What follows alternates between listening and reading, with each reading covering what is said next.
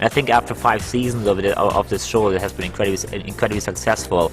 Not just has the show been really successful and popular, but it also has made each of those actors as bigger stars than they were even before. So I think in that sense, I think it was at a time to show the publicity pictures, sort of like show them as Hollywood stars, show them as TV stars, as more than just the characters of the show, but actually the stars that this show has made them over the years.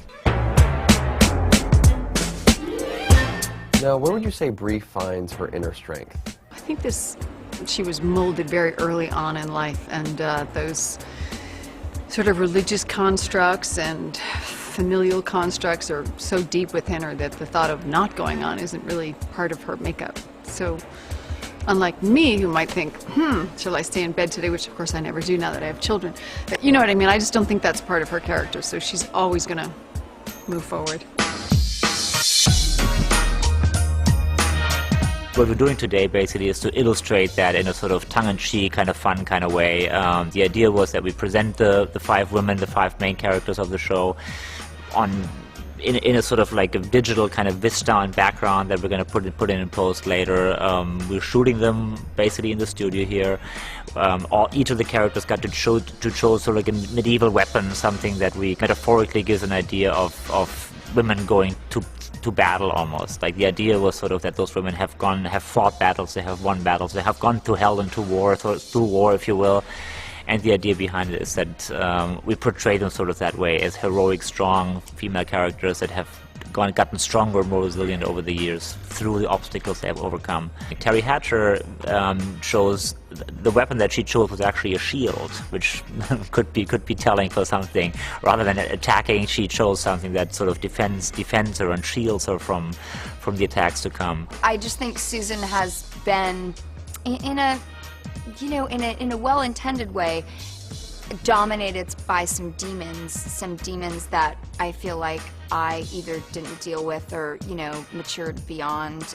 It's nice to play a character that is stuck, struggling with her, security, struggling with her ability to set boundaries, but all coming from a place of loving her child. And Susan definitely loves her children. Although sometimes I feel like Susan is written like they forget that she has a child. Like, there'll be a whole script where, where's MJ? Where is MJ this whole time? But, I don't, that's not my gig. I just do, I just play it. But I think MJ is very important to Susan this year, and he has been wonderful to work with. Marsha Cross chose an antique dagger, something that was beautifully encrusted with old stones and things like that. Something kind of smaller, maybe, something that sort of gave her the opportunity, kind of give us a sort of mischievous, slightly diabolical smiles and things like that she could play with. Now, do we think Brie will be a little bit naughtier in season 6? Well, the first thing I thought was, I hope so. And I do, I hope so. I think it'd be really interesting to watch her sort of kind of go over it, not to her dark side as she has with the drinking, but, someone sort of to awaken her, more animalistic sort of primal side, which we haven't seen. And I think that the character of Carl is just the person to do that. So I think it's a brilliant idea on the writer's parts.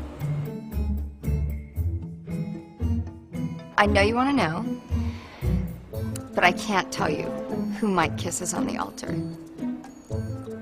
You can't really tell if I'm happy or if my heart's broken. You'll have to stay tuned.